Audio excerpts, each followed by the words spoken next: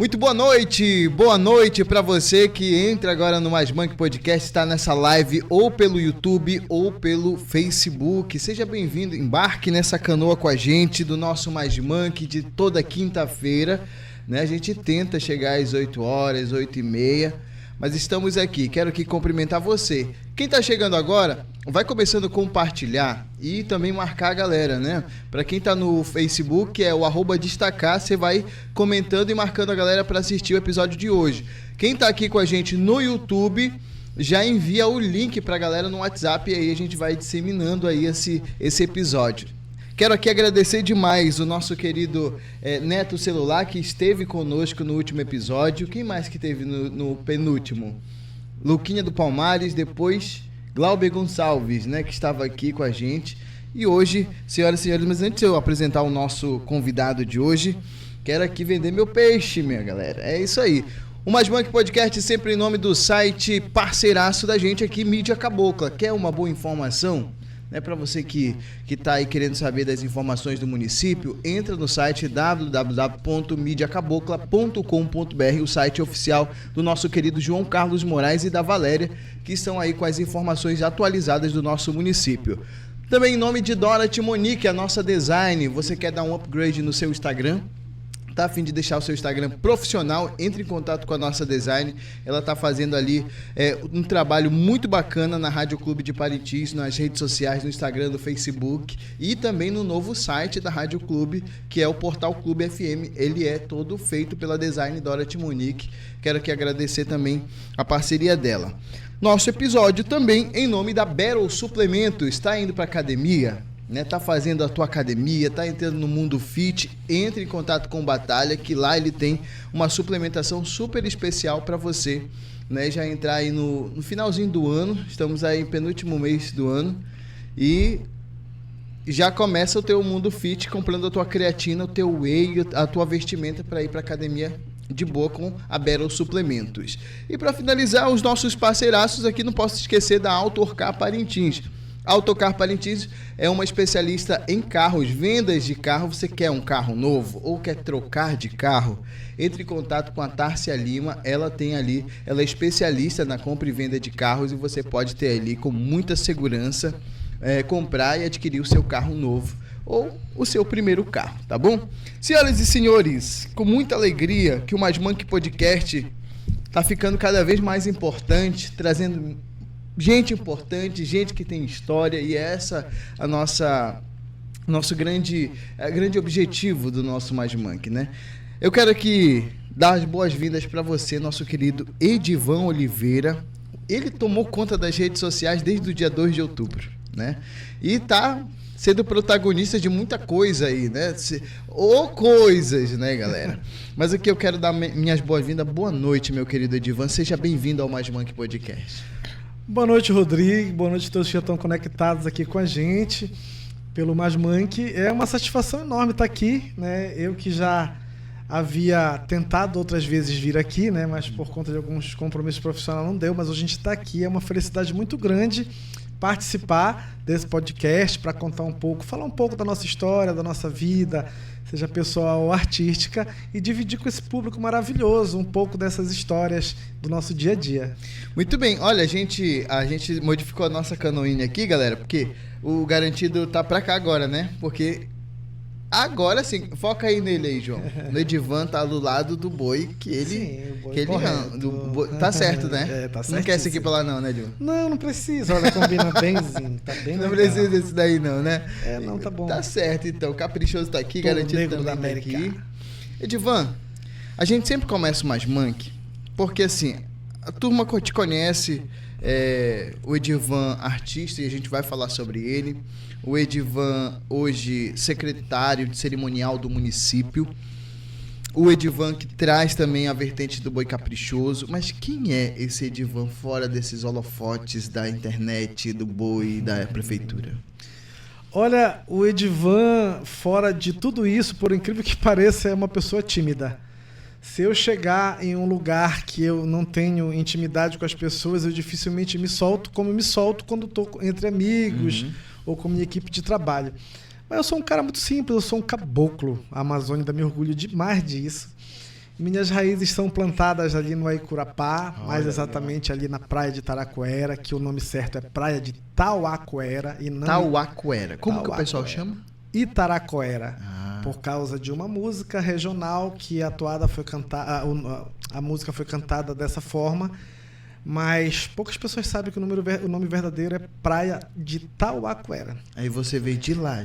Sim, essa praia ela era de propriedade dos meus avós. Hoje ela ainda faz parte da minha família, é parte da família Oliveira Coga, né? Meus primos são proprietários dessa praia. Foi ali que nasceu meu pai, né? E minha mãe nasceu um pouquinho mais lá, uns 1 ou 2 quilômetros depois da praia de Curapá. Então a nossa família toda é ali daquela região. Eu sou um cara apaixonado pela mata, pela floresta, pelas árvores, pelas frutas, pelos animais, pelo rio. Eu tenho muito essa herança dentro de mim, isso foi algo que eu nunca deixei de lado, né? Meu pai era agricultor, meus avós eram agricultores, até que meus pais vieram para a cidade, foi minha mãe trabalhar na Fabril Juta, meu pai vendia farinha na rampa do mercado, nos beiradões. Eu, na minha infância, era vendedor de queijo no Cais do Porto de Parintins. Olha aí. Vendia frutas pela rua para a dona Dejaneira, minha vizinha querida, que é mãe da Lanira Garcia. Tu já era da batalha desde cedo ali, né? Eu comecei a trabalhar muito cedo. Eu comecei a ir para a rua vender alguma coisa com 10, 11 anos de idade, né?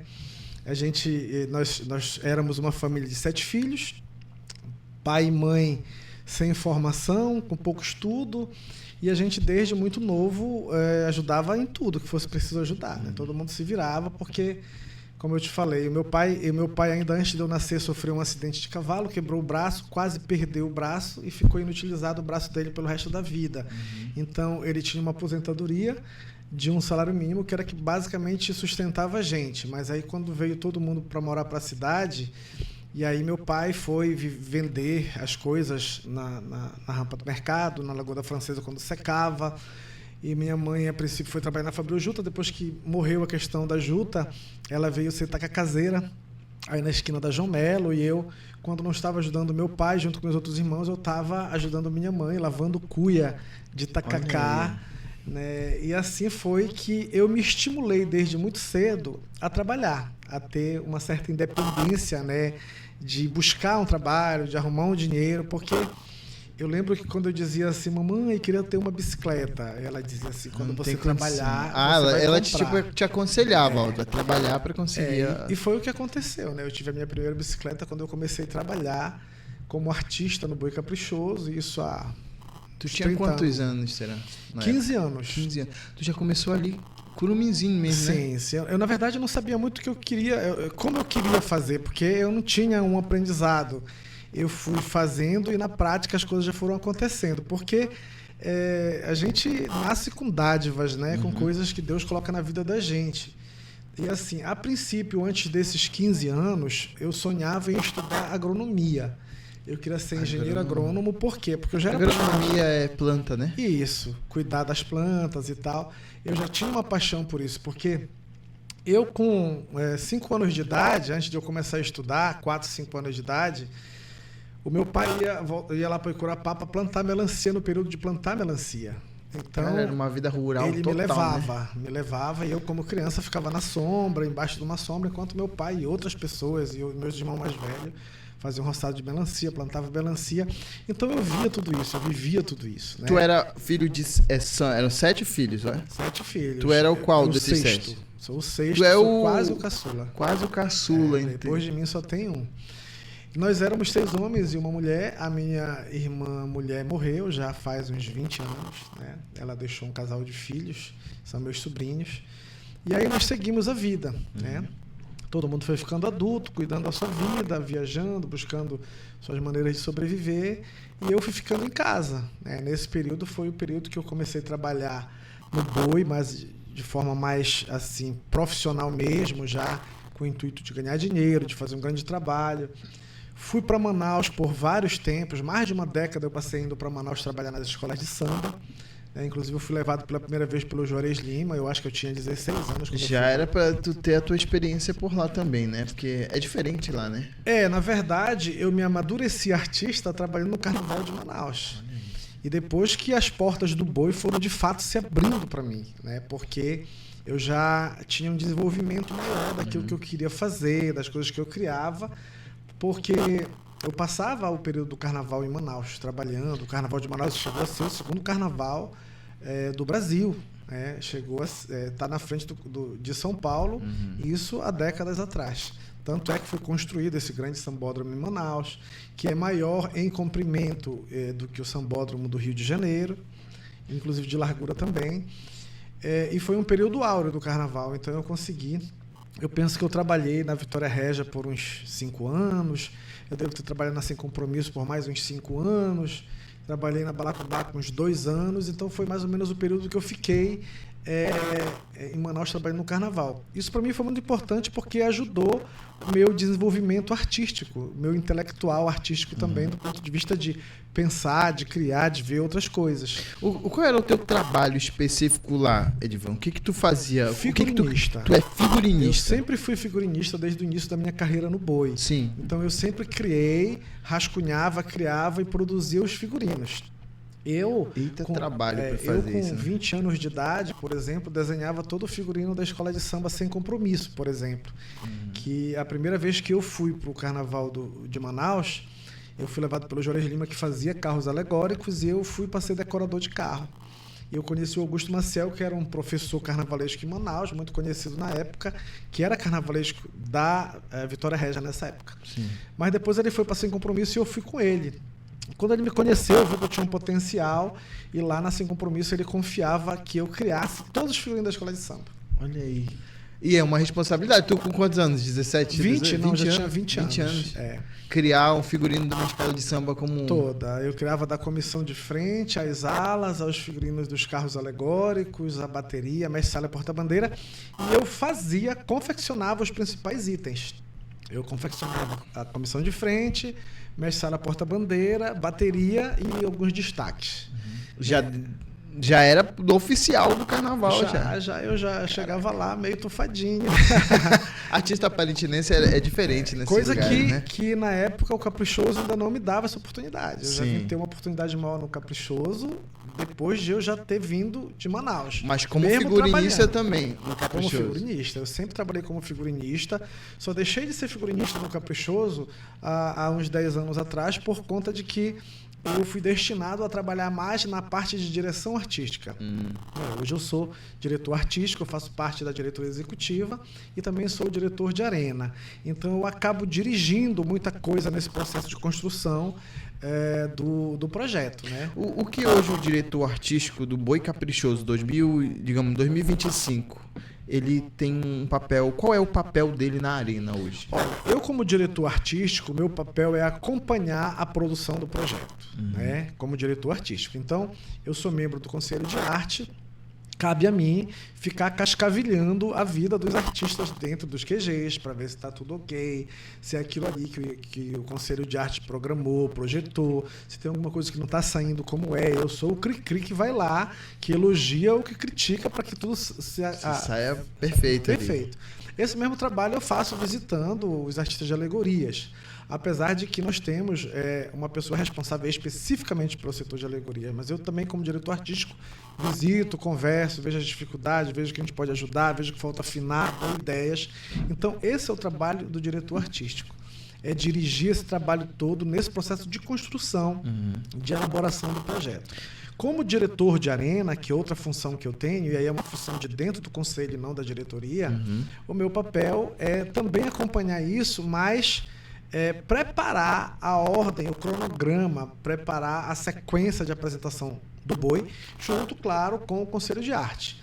Ao final de tudo aquilo que a gente discute, cabe a mim a responsabilidade de fazer aquilo ser colocado em prática na arena, que aconteça os espetáculos nas 3 noites e que eu tenho como função fazer aquilo dar certo, claro, com o apoio de todas as equipes, de todas as pessoas que estão lá, mas assim... a palavra final acaba sendo a minha. Se a gente tiver algum problema de roteirização, de sequência, de entrada ou de saída, eu sou a pessoa responsável que tem que resolver o problema. Hoje o Caprichoso, né, ele vive estava em busca do tetracampeonato, né? Você como um artista, não como diretor, mas como um artista que você é fora boi. O que aconteceu com o Boi Caprichoso? Você achou que foi algo manipulado? Ou você achou que... Porque o Caprichoso, ele veio bonito, ele veio diferenciado. Eu não tenho dúvida. Eu não tenho dúvida que tem um equívoco muito grande nesse julgamento. É nítido pelas notas das pessoas que direcionaram o resultado, né? Porque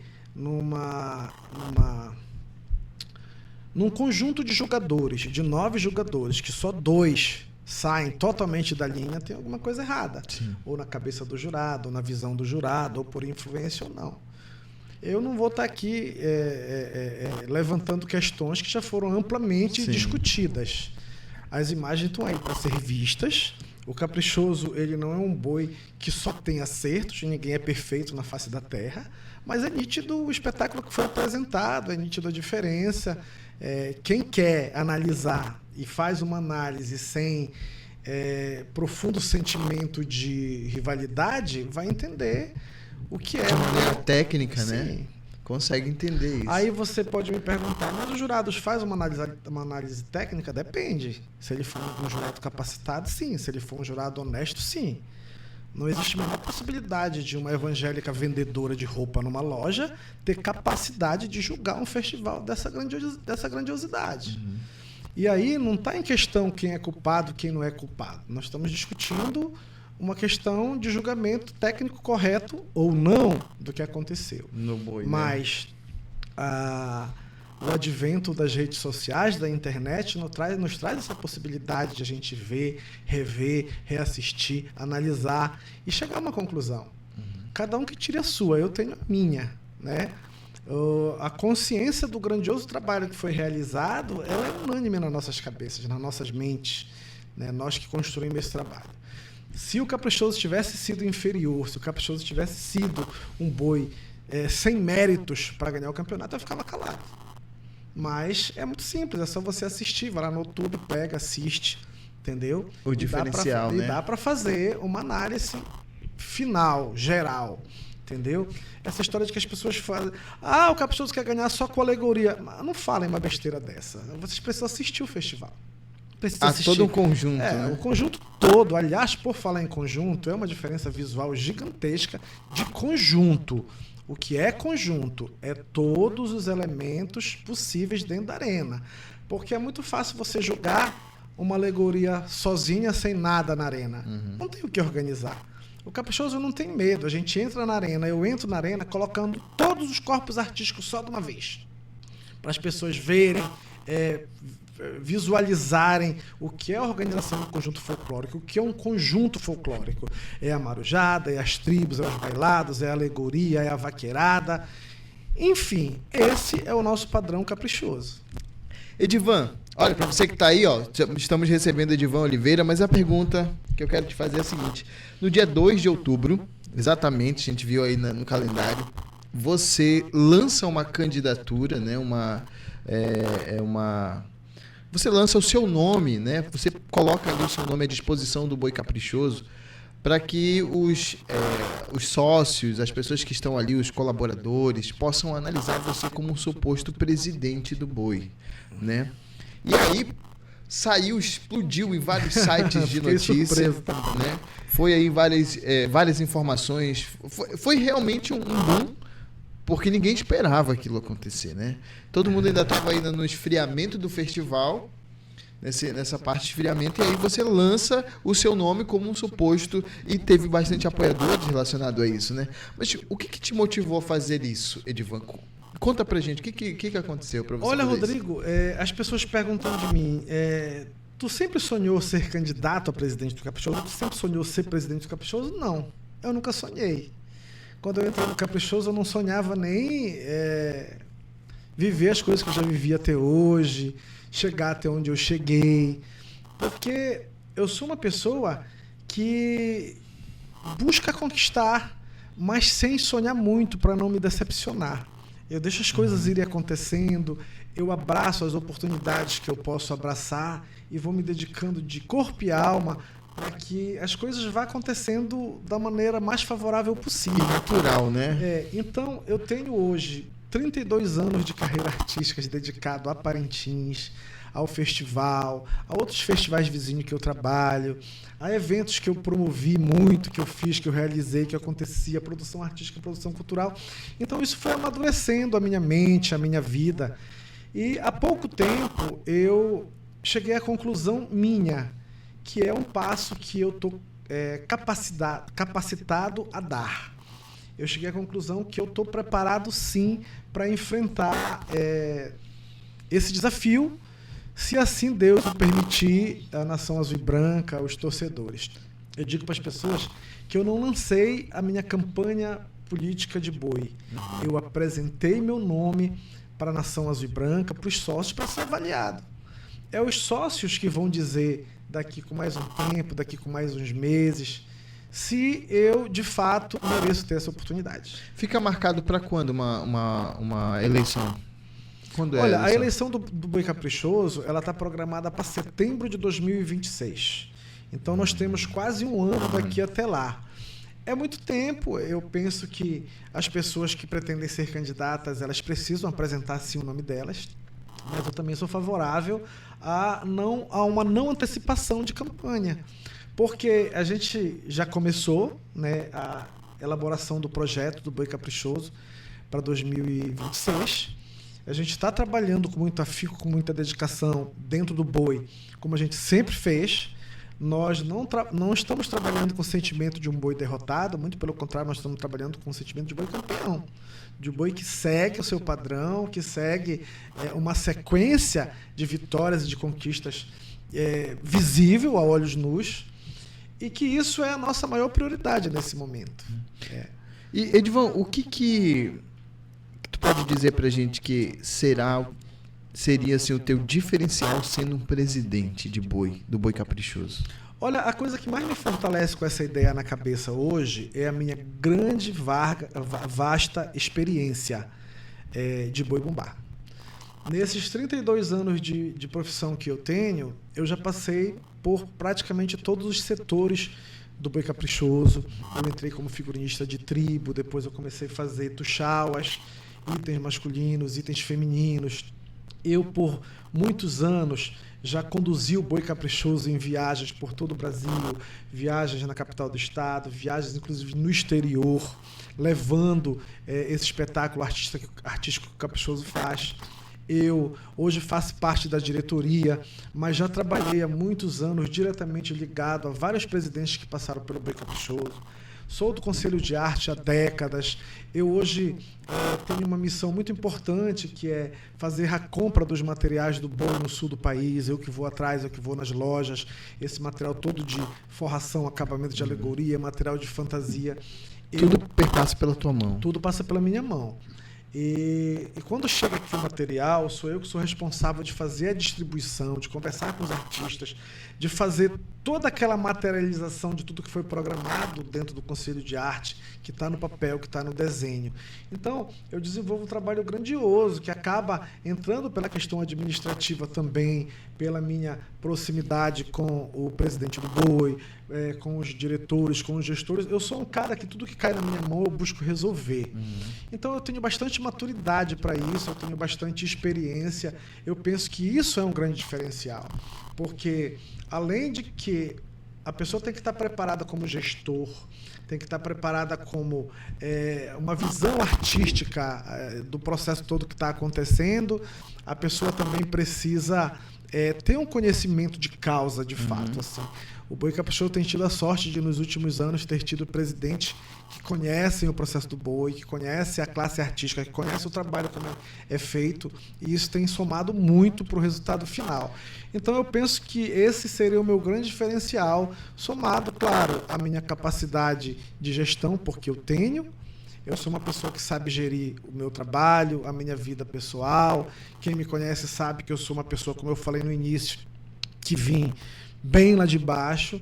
Hoje eu consigo ter as minhas coisas, consigo ter uma vida tranquila, consigo mostrar para as pessoas que tudo aquilo que eu busquei, conquistei, eu soube gerir, eu soube administrar. Não seria diferente no Boi Caprichoso, até por esse conhecimento, por essa experiência toda. Bom, você que está aí acompanhando o nosso podcast de hoje, estamos recebendo Edivan Oliveira, né, grande artista parintinense, né, ele que também está viralizando aí com alguns outros vídeos, além de ser aí o cara do boi, né, o artista, grande artista renomado do município. Edivan, o pessoal tá curtindo a parada que tu tá fazendo de mostrar um pouco da tua realidade ali. Tu tem uma chácara ali, é um ambiente natural onde tu pesca. Eu já vi tu pescando, colhendo frutos. O que te motivou a fazer isso nas redes sociais? Minha paixão pela natureza, minha paixão por essa caboclitude. Eu sou apaixonado por peixe, como falei há pouco tempo, por frutos, pelos animais, pela floresta, por causa dessa minha ligação do passado, por causa dessa minha ligação familiar. Eu até hoje tenho meus parentes que moram lá na região do Icurapá, em vários outros interiores da zona rural de Parintins. Eu vou muito para a zona rural, não só pelo meu trabalho da prefeitura, mas também nas minhas viagens de família, que eu sou apaixonado pela minha família. Então, eu sempre tive essa paixão. Eu confesso para ti que eu também nunca sonhei ter uma chácara, um terreno na beira do rio. Aconteceu na minha vida por acaso, eu conheci um terreno, fiquei apaixonado há uns 20 anos atrás. Não tinha como comprar, mas na época eu tinha um carro. Para minha felicidade, eu descobri quem era o dono do terreno. O terreno estava meio que desocupado, não estava morando ninguém. E eu fui conversar com ele, eu perguntei quanto era o terreno. Ele disse assim: eu quero ter o carro no lugar do terreno. Ele já se... Na lata, já? Na lata. Na época, meu carro valia mais que o terreno, né? Caramba, demais. Mas assim, sabe quando tu te apaixona? Eu me apaixonei. Eu disse: beleza, eu faço um negócio contigo. Aí quando a gente foi ver lá a prestação do terreno, tinha umas 10 prestações atrasadas. Aí tinha mais uns 5 mil para pagar. Eu falei: não, isso aí eu já não consigo, porque... eu já estou dando o carro tinha 2 anos de uso, era carro zerado, comprado na loja. Na época o terreno valia menos, mas eu sabia que num futuro bem próximo valia bem mais. Você já tinha uma visão daquilo ali, né? Eu fiquei louco, apaixonado, sabe? Quando Deus diz assim, é isso, vai. E aí eu disse: não vou desistir, eu não tenho condições. Eu vou te dar meu carro, mas o dinheiro que eu tenho na conta vai ficar a pé, liso, e não vou conseguir nem mandar roçar o terreno. E aí ele falou: não, deixa que eu vou cumprir o que eu acertei contigo, eu vou pagar as prestações atrasadas. Ele pagou, eu dei o carro, ele me deu o documento do terreno, um terreno que não tinha nada. Era só árvore. Não tinha nada. Eles tinham mandado limpar o terreno para morarem e depois resolveram não morar. Então eles tinham cortado todas as árvores. Para não dizer que tinham cortado todas, ficou um pé de castanha sapucaia, que é esse pé de castanha sapucaia que eu faço um vídeo. O meu vídeo de maior alcance é esse vídeo da castanha sapucaia, que eu tô em 1.900.000, quase vai estar completando 2 milhões. Milhão. Tá completando 2 milhões de visualização. Nossa. E aí foi assim, eu comecei, fui para lá, fui limpar. Hoje, cada pé de planta que tem lá foi plantada por mim, pela minha família, pelos meus amigos que vêm comigo. E eu tenho assim, o maior orgulho do mundo, porque aquilo ali é a materialização de tudo que eu quis para minha vida. Eu queria ter um lugar onde eu pudesse fazer tudo que eu tinha direito de fazer, que fosse na beira do rio, que fosse lindo, que agradasse a todo mundo, inclusive a minha família. E é isso, eu acabei realizando isso também por acaso. Muito bem, então, olha aí, pra você que ainda não viu os vídeos, eu vi tu colhendo ata, eu já vi tu... Tem uma fruta diferenciada que tu fez várias plantas assim na entrada do teu pitaia. Sítio. Pitaia, que tu falou que vai ser a primeira produção de pitaia realmente do município, lá no teu... Eu exagerei um pouquinho, lá na Vila Amazônia já tem umas plantações de pitaia, né? Aí que mais que eu vi? Eu vi do peixe, eu vi do abacaxi, tu faz colheita de abacaxi, meu amigo. Cara, pensa numa... Olha só, isso tudo aconteceu por acaso. Eu já tinha esse terreno, já tinha muitas plantas, já colhia, mas aí veio a pandemia. E eu, que não moro na chácara, apesar de que as pessoas pensam que eu moro lá, eu moro aqui na Avenida Amazonas, na cidade, me mudei para a chácara naquele período em que a pandemia fechava a cidade, né? Uhum. Eu havia perdido meu pai, pouco mais de 1 ano ou 2 anos, e aí ficou morando em casa só eu e meu filho, que é o PC. É um filho de coração que eu tenho, é um filho que eu escolhi com as bênçãos de Deus para ser meu filho. Hoje ele é um rapaz de 19 anos. E nós fomos morar para a chácara. Lá na chácara tem uma família que é meu caseiro, com a esposa e a filha. Eles que tomam conta. Ele é meu ali. conhecido lá do Icurapá, de famílias que eu conheço, amigos meus. Ela é minha prima. Então, eles tomam conta. Eu fui morar para lá com eles. Sendo que lá na chácara só tem uma casa, que é a casa que o caseiro mora. E lá embaixo tem as áreas onde a gente festeja. Uhum. Então, nós fomos morar para lá. Eu e meu filho, nós morávamos dentro de uma barraca de camping. Eu na minha, ele na dele. Eu estruturei todo um sistema. Coloquei uma mesa grande, de frente para o rio onde dava o temporal, vedei com uma lona. Embaixo da mesa ficava a minha televisão, meu frigobar, e eu assistia a TV de dentro da minha barraca de camping, quando eu ia dormir. Quando dava um temporal, aquilo ali protegia.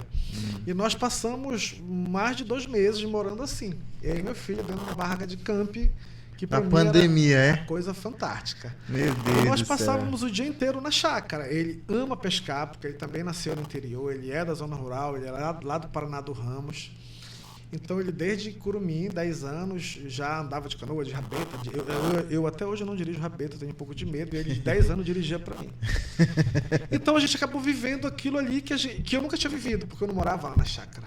E aí eu comecei a fazer timidamente uns videozinhos num celular que eu tinha, que não era muito bom, não era um iPhone ainda, né? E comecei a postar. E comecei a perceber que as pessoas estavam gostando. Mas a imagem do celular era ruim. E eu acabei criando um quadro. O nome do quadro era Fruto do Dia. Olha aí. Todo dia eu fazia o vídeo com um fruto ou uma fruta. Fruto é o nome científico, fruta é o nome popular, é tudo a mesma coisa. E quando eu ia para a zona rural, eu também fazia de lá. Então as pessoas foram se acostumando, e eu fui crescendo nessa situação.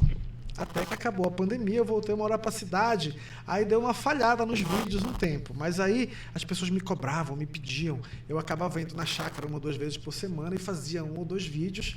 E assim foi. Eu tenho vídeos com 100 mil, 150 mil, 200 mil, 300 mil. E o vídeo da Castanha Sapucaí é o vídeo que está alcançando 2 milhões de visualização. Para mim é algo assim do outro planeta, porque eu não sou da mídia, das redes sociais, eu não sei nem lidar direito com isso. Eu te confesso que eu já recebi vários contatos para fazer monetização, para engajar num sistema que faz ganhar dinheiro. Eu ainda não entrei nisso. Não foi. Eu não sei como é. Às vezes pode ser um grande pino, uma grande, alguém que vai me dar um golpe, então eu não dou confiança para isso. Tem até pato, eu vi lá um monte de pato, de galinha ali, né? Pois é, olha só. Não morreu não, né? Pelo amor de Deus. Eu tenho convicção de que a pandemia ela serviu para muitas coisas na vida das pessoas, principalmente para as pessoas se acordarem. Quando eu fui morar para lá na época da pandemia, eu confesso para ti que eu não tinha dinheiro guardado e eu não tinha nada, porque tudo que eu pegava eu ia fazendo alguma coisinha. Eu sou assim, eu quero construir um pedaço, eu quero fazer alguma coisa. Quando veio a pandemia, que todos os bicos que eu faço, porque além de boi de prefeitura, eu vendo molho de pimenta, eu vendo planta, eu faço jardinagem, eu trabalho com fantasias para outros municípios, eu faço indumentárias, eu parei agora de fazer eventos, mas fazia eventos. Então, é uma série de coisas que acontecem simultaneamente para eu conseguindo construir o que eu almejo. Quando a pandemia chegou, isso tudo foi por água abaixo, era só o salário seco. Eu fui descobrir, de fato, que o meu salário seco não dava para manter tudo que eu tinha. Então eu precisava pensar no outro mecanismo. Eu chegava lá pro dia 20, eu já estava sem dinheiro. Mas a gente não estava saindo para nada, não estava pagando água, não estava pagando luz, não estava pagando nada. E aí eu pensei, não, eu não posso ter assim, eu tenho que ter outras coisas além das plantas aqui. E foi por causa da pandemia que eu resolvi abraçar a questão de criar patos e galinhas. Eu já crio patos, galinhas, eu tenho ovos, todo final de semana eu como uma galinha caipira, não eu como um pato no tucupi. Isso tudo preparado, porque vai acontecer alguma coisa. Eu fico desempregado, eu já estou me virando, entendeu? Mas é isso, e foi assim que surgiu a ideia de criar patos e galinhas, porque eu também fui criado na Avenida Amazonas. A minha mãe criava patos e galinhas, até porco criava no quintal de casa num chiqueiro, que eu lembro benzinho que a gente tinha que dar banho no porco todo dia e lavar o chiqueiro. Eu era criança na época, quando era para matar o porco, era um Deus nos acuda, né? Porque a gente dava nome pro porco, tomava banho, brincava com o porco. Ficava com carinho pelo porco. Ficava com carinho, né? Não era muito o caso das galinhas. As galinhas a gente não tinha como fazer muita amizade, mas os porcos... E porco é igual o cachorro. Olha, João. Pequenininha, bonitinha, a gente vai gostando. Aí cresce. Então, sempre tem a ver, esse meu jeito de ser todo tem a ver com a minha história, com o meu passado, com aquilo que eu herdei dos meus pais. Eu sou muito feliz com isso. Edivan, saindo agora do Edivan do Boi, o criador de patos e galinhas e frutos e peixes, você entra na prefeitura agora, né? Você já estava, na verdade, né? E agora você, como secretário de cerimonial, como é que foi essa tua trajetória para chegar nessa secretaria, que é uma secretaria que eu acho que prepara para que aconteça tudo no município. É o cerimonial que prepara os eventos da prefeitura. Como é que foi essa trajetória? Olha, eu, na verdade, entrei na prefeitura pela primeira vez no primeiro mandato do prefeito Bi Garcia. E isso já faz mais de 20 anos, né? O pessoal vendo eu falar das caras, só passa de 20 anos para cima. Já tô meio velhinho, né? Mas é isso, eu entrei no primeiro mandato do prefeito Bi Garcia como assessor na Secretaria de Turismo. Fiquei com o prefeito Bi Garcia o primeiro mandato todo. O segundo mandato, no terceiro ano, ele me nomeou chefe do cerimonial. Então eu já fui chefe do cerimonial lá atrás, no segundo mandato do prefeito Bi Garcia, no terceiro e no quarto ano. Né? Aí o prefeito Bi Garcia deixou de ser prefeito. Quando foi agora, no retorno do prefeito Bi Garcia ao terceiro mandato, eu, apesar de não tê-lo apoiado, porque a gente tinha tido uma desavença de grupo político, eu tinha ido para um outro grupo político, apoiei a vereadora Márcia Baranda na época, mas não era nada pessoal entre eu e o prefeito, era uma outra situação. Então, mesmo depois que o prefeito ganhou a eleição, ele me convidou para retornar para a prefeitura e assumir o cargo que tinha sido meu lá atrás. E eu voltei novamente como chefe do cerimonial. E trabalhei o segundo, terceiro e quarto ano do terceiro mandato e trabalhei os outros 4 anos do quarto mandato do prefeito. Tudo como chefe do cerimonial? Tudo como chefe do cerimonial. Eu só me tornei secretário, de fato, porque eu não era secretário, eu só era chefe cerimonial. Esse cargo, ele existe. Ele faz parte do gabinete civil, do gabinete do prefeito. E aí, o prefeito Bi Garcia me nomeou secretário. Eu, então, me tornei secretário-chefe do cerimonial já nesse último ano de gestão do prefeito Bi Garcia. O prefeito Matheus, ele me fortaleceu, ele me deu uma estrutura ainda maior, uma equipe maior, e me manteve no cargo. Então, qual é o papel do cerimonial? O papel do cerimonial na gestão é cuidar justamente dos eventos das solenidades oficiais. E aí acaba tendo um pouco de mistura do que é cerimonial e o que é evento. Sim, né? É isso que o pessoal tenta... Não é uma coisa cerimonial, não é uma coisa mais solene ou outro... O cerimonial em si, sozinho, é algo mais solene, é algo da solenidade. É isso. Mas como eu sou um cara que é do meio artístico, eu trabalho com produção de eventos, com produção de shows, eu acabo unindo tudo isso. A maioria dos cerimoniais que a minha equipe faz, acaba fazendo o evento todo. Né, com exceção dos grandes eventos que estão na responsabilidade da secretária Carla Viana, ela que faz, por exemplo, o Réveillon, o aniversário de Parintins, esses eventos maiores.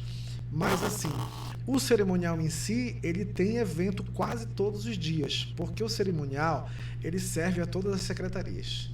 A Secretaria de Saúde vai fazer o lançamento do Novembro Azul. Lá vai cerimonial. O cerimonial. E aí, todos os meses tem uma cor diferente. A Secretaria de Juventude e Cultura vai fazer, como ontem fez, a abertura dos Jogos Escolares. A gente vai lá fazer o cerimonial. Acaba que quase todo dia tem uma solenidade para ser feita.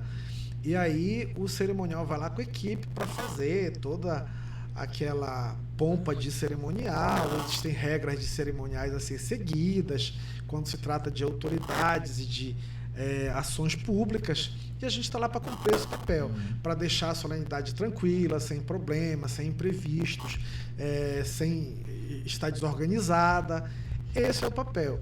Eu trabalho hoje com uma equipe de 10 pessoas ao todo e a gente faz cerimonial tanto na cidade quanto no interior. Por exemplo, na semana de aniversário de Parintins, o prefeito estabelece uma semana de eventos e inaugurações. O cerimonial é o único setor que está em todos os eventos, porque a gente faz o evento, seja ele da Secretaria de Obras, da Secretaria de Educação, da Secretaria de Saúde, da Secretaria de Juventude, coisa que quem é, por exemplo, da Educação não precisa exatamente estar num evento que é da Saúde, só se for como convidado para prestigiar.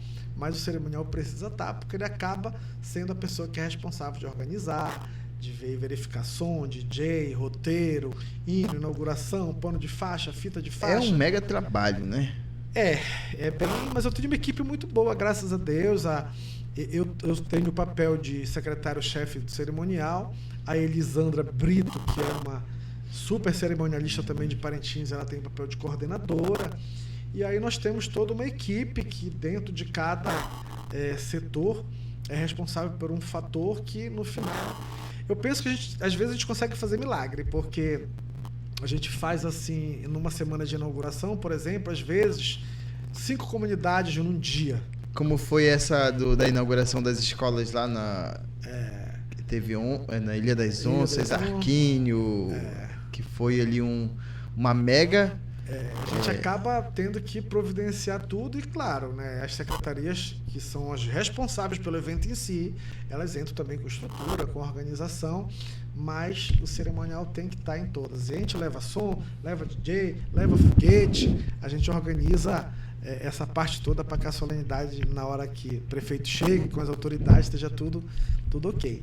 Edivan, qual foi o teu maior desafio de vida que você tem na sua memória, assim, que te fez, assim, cara, refletir sobre a vida? É uma história que eu nunca contei publicamente. Olha, será que é hoje que nós vamos saber? É uma história que até muitas pessoas vão se surpreender se eu contar. Será que eu conto?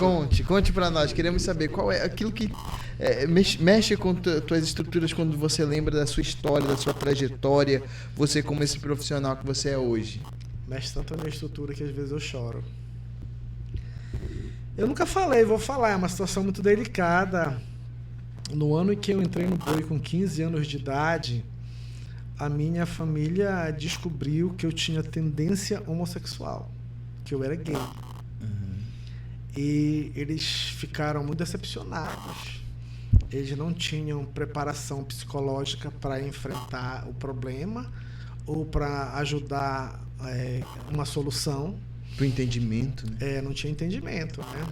Os meus irmãos, que poderiam ser as pessoas que poderiam me ajudar, eles também eram um tanto preconceituosos, né? A gente era uma família tradicional, eram 6 homens, uma família e uma mulher.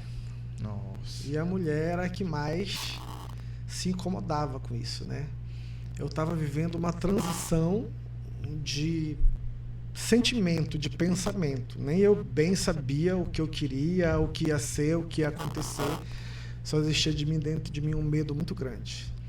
Um dia eu cheguei da aula, eu estudava à noite, e a minha família estava reunida no quarto. E era como se fosse assim um julgamento. Foi um julgamento. E todos estavam te esperando. Todos estavam me esperando. Para me cobrar, para me exigir. Foi uma situação assim que hoje, quando eu vejo um jovem, um adolescente que faz loucura na vida ou que se torna marginalizado por conta da própria compreensão da sociedade e da família, eu entendo. Porque eu tinha tudo para não prestar, para não ser uma pessoa de bem, porque naquele momento de muita dificuldade de entendimento, que nem eu mesmo entendia o que era aquilo direito, eu fui rechaçado, né? Eu fui cobrado, apontaram o dedo na minha cara, me acusaram de vergonha, de ser ovelha negra, de ser a decepção, de ser aquilo tudo. 2 dias depois eu peguei todas as minhas roupas dentro de um saco de lixo preto e fugi de casa. Eu não tinha um centavo no bolso, eu não sabia para onde ir. Com quantos anos? 15 anos. 15 anos. Eu tinha um amigo que disse para mim, eu vou para Manaus trabalhar no carnaval. Eu nunca tinha ido em Manaus. Só que ainda tá cedo. Isso era pós-festival, tipo, era julho ou agosto, eu não lembro bem. Tu quer ir comigo? Vamos. Mas eu não sei o que vai rolar lá. E eu fugi de casa escondido e fui embora para Manaus. Eu passei uma semana para lá. O nosso trabalho não deu certo e eu voltei para Parintins. E quando eu voltei, eu descobri que a minha família, meu pai, minha mãe, meus irmãos, eles estavam assim, à beira do caos.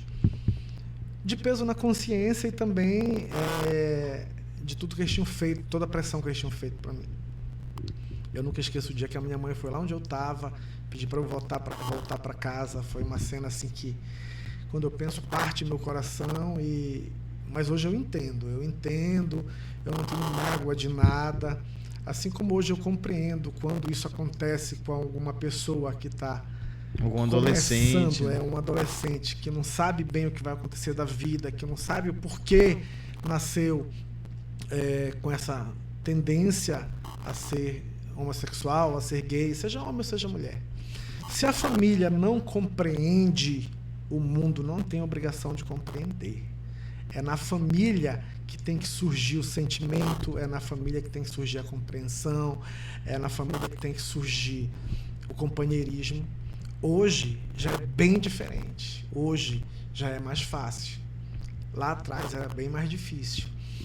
Então aquilo marcou a minha vida. Naquele dia eu disse assim, eu vou mostrar para minha família que eu não sou a ovelha negra, que eu não sou um jogado e que eu não vou ser um Zé Ninguém. Eu vou embora de casa, só vou voltar o dia que eu for alguém. E acabou que eu acabei voltando, porque assim o destino escreveu, minha mãe foi lá, eu acabei voltando para casa, a gente realinhou tudo depois dessa situação. Tu ainda tem teus pais vivos ou não? Não, meus pais já morreram. Já morreram. A minha mãe morreu já há 15 anos, meu pai morreu há uns 6 anos. Mas, assim, eu fui, durante a vida deles todas, de lá para cá, o orgulho deles. A minha mãe era apaixonada por mim, porque eu era mais aproximado da minha mãe, né? Mas meu pai também. Meu pai só não sabia demonstrar, porque era um caboclo do interior, sem muito estudo, não tem hoje esse diálogo que os filhos têm com os pais. Então, acho que foi isso que impulsionou a minha vida, isso que me fez ter a mentalidade que eu tenho hoje, a consciência, principalmente de honestidade, de trabalho, de amadurecimento, porque a gente precisa amadurecer a cada dia. Isso é normal do ser humano. Quando a gente não consegue buscar no dia a dia esse conhecimento, esse amadurecimento, essa razão, a gente se perde, as pessoas se perdem. Porque hoje tem muita gente jogada para cá, para ali, seja na droga, seja em outro tipo de problema que nós enfrentamos no dia a dia. Porque a pessoa não conseguiu amadurecer, não conseguiu captar da vida tudo aquilo que é necessário para você ser uma pessoa de bem. Porque não justifica você... eu fui roubar porque eu sou pobre, eu entrei no tráfico porque a minha família não tem condições. A minha família não tinha condições de nada. A minha família muito pela escolha, né? Você tem ali o poder de escolha sobre sua vida, né? E eu acho que essa escolha passa pelo amadurecimento. E o amadurecimento, eu não estou falando só de 20 anos, de 30 anos. Eu estou falando de um amadurecimento psicológico que você hoje tem a obrigação de ter, desde que você começa a sua juventude. Porque hoje tem informação em tudo quanto é lugar. Hoje, muito mais fácil do que antes, você tem todas as possibilidades de saber o que é certo, o que é errado. Você está vendo na televisão, nas redes sociais, você está vendo em tudo quanto é lugar. Porque segue, porque se estimulou a fazer o errado, então pague o preço, né? Eu, apesar de ter tido esse enfrentamento contrário ao que o destino tinha colocado na minha vida, eu superei. E eu tinha apenas 15 anos, passei a ter 16 anos. Eu podia ter me jogado, ia ser muito mais fácil, me marginalizado, usado droga, ter ido roubar. Não, eu pensei o contrário, eu disse negativo. Eu vou mostrar que não vai ser assim. E hoje está aí, né?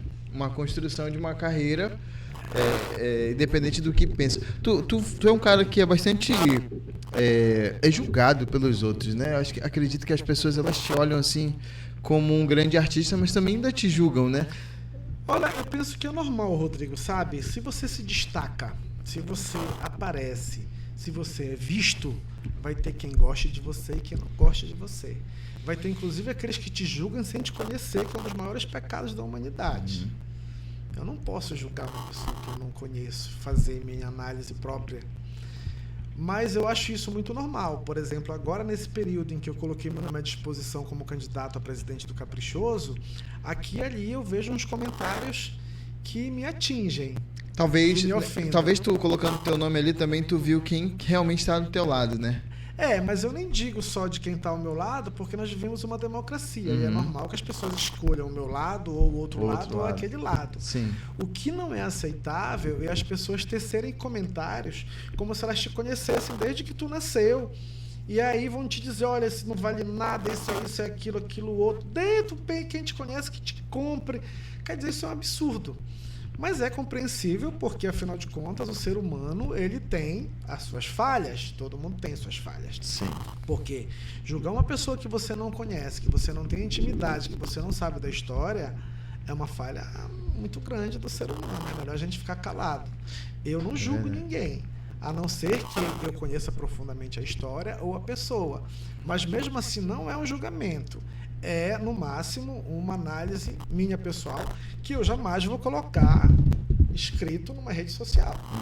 É algo muito particular, né? É particular. Inclusive, a gente não ia tocar nesse assunto, mas vamos tocar assim um pouco mais superficialmente. Teve aquele problema com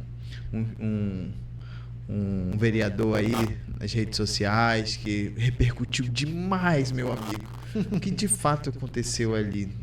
Foi um mal entendido? Olha, eu te confesso que esse é um assunto que desde que aconteceu eu não dei holofote para isso. Mas diante de tudo que vocês estão vendo de mim, da minha história, dá para chegar à conclusão de que eu não sou nenhum débil mental para atacar alguém por trás sem motivo algum. Na verdade, eu não fiz nenhuma agressão do tamanho que se publicou, apesar daquele vídeo que aparece. O vídeo não aparece eu sendo agredido verbalmente. Que é pior, né? E ninguém assumiu isso. Quem falou não assumiu. E quem estava lá do lado também não assumiu de público, né? Passei eu pela a pessoa desequilibrada, né? Mas em nome da paz universal, eu prefiro me manter calado. Mas certamente eu jamais, como nunca fiz na vida, faria algo sem motivo algum. Ser provocado, né? Mas isso é apenas isso que eu tenho a falar a respeito desse assunto, a gente passa para outro. Edivan, o que esperar de um Edivan Oliveira futuramente aqui? O que você pensa para Parintins, para a sua vida dentro de Parintins, dentro do festival, dentro do Caprichoso? O que você almeja a partir de agora? Rodrigo, eu sou uma pessoa que sempre buscou fazer algo por Parintins. Seja quando eu levo o Boi Caprichoso para viajar por aí, que eu sou destinado pela presidência do Boi, eu sempre busco fazer o melhor, porque é o nome de Parintins que está lá. Seja quando eu fazia meus bailes de transformismo, que eu fiz por vários anos, onde eu pegava os rapazes e colocava eles num palco bonito, com uma coreografia, com uma música, com um figurino, para mostrar que eles não eram somente as bichas, como falavam. Eles eram artistas que estavam ali representando, né? Que estavam ali mostrando um trabalho, um talento, e que todo mundo tem um lado positivo para ser explorado. Mesmo quando a sociedade às vezes condena e diz logo, tu não presta, tu não serve, tu é isso e aquilo. Então aquilo ali era para de alguma forma valorizar e exaltar a nossa terra. Seja quando eu me esforço dentro do Caprichoso para ajudar o Boi a fazer um grande espetáculo, seja quando eu me esforço para, dentro do meu trabalho da prefeitura, fazer o melhor, tudo isso é para o engrandecimento de Parintins. Todos nós que trabalhamos, todos nós que somos parintinenses, todos nós que nos dedicamos a fazer aquilo melhor da nossa vida, é para o engrandecimento da nossa cidade. Eu não tenho pretensões políticas nenhuma. Apesar de já ter sido convidado para ser candidato a vereador, eu não tenho essas pretensões. Porque hoje eu tenho pretensão, almejo me candidatar a presidente do Caprichoso? Porque é uma área que eu domino, porque tem a ver comigo, com a minha história, com o meu trabalho, com a minha relação com as pessoas, com os artistas, e porque eu me sinto totalmente capaz.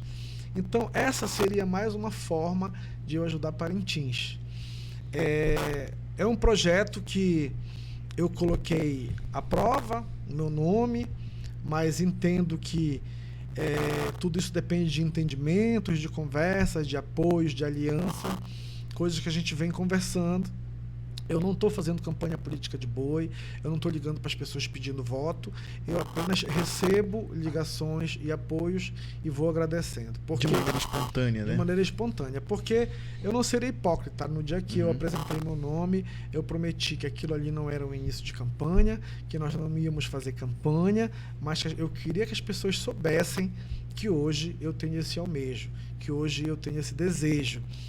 E se isso se concretizar agora ou mais para frente, não tenho dúvida que vai ser mais um ponto de eu contribuir com o meu município, pelo qual eu sou apaixonado, como todo parentinense da Gema todos nós que moramos aqui.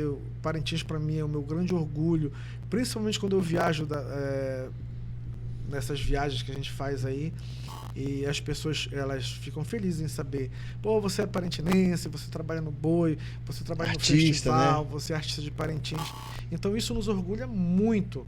Então eu carrego comigo esse orgulho, e tudo que eu puder fazer pro bem de Parintins, para ajudar Parintins, sempre vou estar fazendo, sem altas ou grandiosas pretensões. Eu tenho essa pretensão de ser candidato a presidente do Caprichoso, como eu falei, porque isso faz parte da minha história. Eu não estou, por exemplo, chegando, por exemplo, na eleição dizendo, olha, eu quero ser prefeito de Parintins. Não tem a ver comigo, eu não sou político. eu quero ser vereador, não tem a ver comigo. Não tem. Eu quero ser presidente do Caprichoso porque tem a ver comigo, com a minha história. Inclusive, tu é formado em artes, né? Você tem uma formação em artes? Eu sou formado em artes visuais pela UFAM. Igual eu. Né? E assim, eu já vim iniciar a minha universidade já em 2011, né? Eu já tinha uma carreira consolidada, já tinha muitos anos de trabalho. Eu senti a necessidade de ter uma formação acadêmica, porque nós sabemos que 96% dos artistas parintinenses não têm formação acadêmica, têm formação autodidata, e é isso que é o resultado desse boom de arte que tem em Parintins, porque nós temos a arte na veia. E hoje o artista ele tem muita dificuldade de ter uma formação acadêmica, porque o artista precisa viajar para sobreviver. O Parintins, o mercado é pequeno para a quantidade de artistas. Então, eu tenho vários colegas que começaram a fazer faculdade comigo que não conseguiram concluir, porque eles precisam trabalhar no carnaval, eles precisam trabalhar no Natal, eles precisam buscar o sustento da sua família, ter cada vez mais dignidade, né, para colocar comida na mesa. Então, acaba que o artista não consegue, na sua maioria, ter formação acadêmica. Mas eu, como sempre estive morando em Parintins, consegui concluir meu curso. E isso hoje é muito importante. Tu é de qual turma de arte? Eu sou da turma do Miguel ali, do Miguel Carneiro. Tu é antes, né? Eu acho que eu sou antes do Miguel. Eu ainda cheguei a estudar com o Caru. Não, o Caru é a primeira turma, eu sou a segunda turma. Sou a segunda turma. Sim, minha turma, os artistas, logo que abriu o curso, vários artistas foram e entraram, né? Lá, eu lembro que eu cheguei a ver lá o Caru, o Evanil Maciel, cheguei a ver o Rob, cheguei a ver vários artistas assim conhecidos. Eu já sou de uma segunda turma que já não tinha tantos artistas conhecidos, mas eu sou da turma do Pinto, da turma do a menina que é a esposa do Pinto. E eu tive, inclusive, o prazer de ter como professor o Eric Nakanomi, né? Sim, também tive o Eric Nakanomi, a Iva. A Iva, a grande eterna Iva foi minha professora também. Enfim, foi muito importante eu conseguir ter uma abertura maior do ponto de vista de pensar a arte, pensar os conceitos, pensar todo esse trabalho que a gente faz. Eu confesso que quando eu entrei na universidade, eu era um pouco mais barrista. Quando alguém falava de como a arte ela é executada em Parintins, como ela é desempenhada. E hoje eu fico feliz de ver várias pessoas que têm a formação acadêmica trabalhando no universo artístico parintinense, mesmo que não no boi, mas em outras áreas. E isso é importante para o crescimento mental, psicológico do artista. Muito bem, gente. Para você que tá aí acompanhando o Mais Monkey Podcast, nesse episódio especial com Edivan Oliveira, artista paritinense, né? Está aí, ó. Quem sabe, né? O presidente do Caprichoso daqui a mais um ano, ninguém sabe. Muita coisa, muita água para rolar embaixo dessa ponte ainda, né, meu querido João? Então, para você que tá aí, comenta, compartilha, manda essa live aí para quem você quiser, tá bom? Para que a gente possa cada vez mais ir no Mais Monkey Podcast. Quero aqui agradecer a turma que acompanha a gente lá no Instagram. Olha, no Instagram tá rolando caixinha de pergunta pra galera que quer saber quem vai ser o próximo... Não, na verdade, sugerir quem vai ser o próximo convidado do Mais Monkey Podcast, né? Vai ter caixinha lá para você colocar o seu comentário. Edivan, agora vamos pro Dizaí. Dizaí é o seguinte, eu vou falar uma palavra e você vai me responder a primeira palavra que vem na sua cabeça. Não corre o risco de sair o que não é pra sair, não. Corre o risco. Vou tomar cuidado. Mas são palavras mais tranquilas, relaxa. Ninguém vai saber nada no teu aí. Aí eu vou falar a palavra e você me diz o que você pensa dessa palavra. Bora lá? Bora. Vamos lá então. Edivan, quando eu falo a palavra natureza, o que vem na sua cabeça? É Deus. Natureza é a própria representação de Deus. Se você não respeita a vida criada por Deus para nos beneficiar, você não representa Deus. Olha aí, importante, hein? Caprichoso. Caprichoso é hoje a razão da minha vida. Porque hoje, como eu não tenho mais meu pai e minha mãe, que foram as principais razões da minha vida, o caprichoso é quem me fez ser quem eu sou. O caprichoso que me tornou esse artista, esse cara com oportunidade, esse cara que viajou, esse cara que conhece muitas pessoas, que conhece muitas coisas desse universo do boi, universo artístico. Então, hoje tudo que eu sou eu devo para ele. Pronto. Como profissional. Arte. Arte, ela faz sentido na nossa vida. A arte, ela liberta. A arte, ela é inspiradora e ela te faz crescer. Então, não fosse a arte na minha vida, talvez eu não tivesse o caprichoso, talvez eu não fosse quem eu sou, porque eu seguiria outro caminho. Tenho fé em Deus que seria um outro caminho bom também. Mas não estaria aqui esse Edivan hoje se não fosse a arte que eu recebi como dom de Deus. Porque eu só fiz universidade já muito tempo depois de já estar na vida artística. Maior superação. A maior superação foi aquela história que eu contei, que eu prometi para mim aos 16 anos que eu seria alguém na vida e eu não seria a decepção da família quando eles descobriram a minha condição sexual. Maior desejo do Edivan. Olha, o meu maior desejo, ele parece platônico, mas eu queria paz no mundo.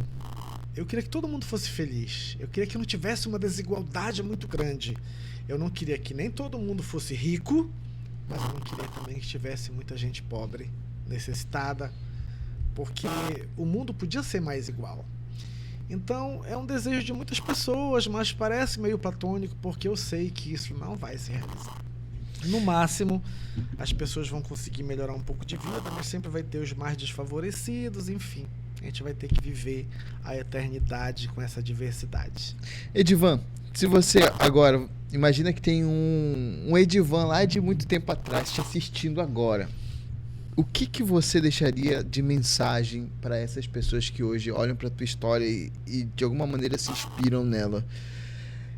Qual é o caminho? O que você deixa aqui, essa câmera toda sua, para você dar suas considerações e dar esse recado para todo mundo que está te assistindo agora? Determinação. Esse é o primeiro ponto. Você tem que se determinar o que você quer para você, o que você quer ser. E aí, para você conseguir superar as dificuldades, que vão ser muitas, precisa estar preparado, precisa estar disposto. Não pode, no primeiro momento de dificuldade, desvirtuar do caráter, da honestidade, da dignidade. Eu peso muito na minha vida meu conceito de família, o que meus pais me ensinaram, com toda a pobreza intelectual ou educacional que eles tiveram, porque nem na escola eles foram, eles aprenderam a ler em casa. Mas tudo isso é o que importa para você ter um caminho reto dentro de tudo aquilo que você sonha, que você almeja. Se fraquejar na primeira dificuldade, você tomba. Não pode. Eu te passei por muitas dificuldades. Muitas. Cada uma no seu devido tempo. Eu confesso para você que hoje não faria algumas coisas que fiz no passado. Talvez não tivesse força ou não tivesse mais coragem. Mas no momento que as oportunidades aconteceram, eu enfrentei. Ou me decepcionando ou ficando feliz com o sucesso. Mas a determinação é o que te segura. E aí leia-se, determinação é fé para quem crê em Deus. Determinação é aquilo que você tem como conceito de luta. É a minha arma. E é isso. Muito bem, para você que acompanhou, essas são as palavras que vão ficar eternizadas aqui no YouTube, no Facebook, nesse episódio com Edivan Oliveira, nosso grande artista. Edivan, muito obrigado por estar aqui com a gente no Mais Manque Podcast. Esse episódio aqui vai ficar, né, aí no nosso YouTube para qualquer pessoa que queira assistir, saber da tua história, de mais um parentinense. Muito obrigado pela sua presença aqui. Obrigado, Rodrigo. Obrigado a todos vocês que estão acompanhando, que vão sempre poder estar acessando essa entrevista. Isso para mim é importante porque vai ficar registrado, é a minha história que vai estar aí eternizada nesse vídeo que vai rolar eternamente. Um dia eu não vou mais estar aqui e alguém que talvez só vá me conhecer de nome vai um dia poder assistir essa entrevista e dizer, olha, ele era assim, é assim que ele é e tal. Muito obrigado. Que viva muito, pelo amor de Deus. Gente, muito obrigado pela presença de vocês. A gente volta na próxima quinta com mais um episódio do Mais Manque Podcast. Até lá.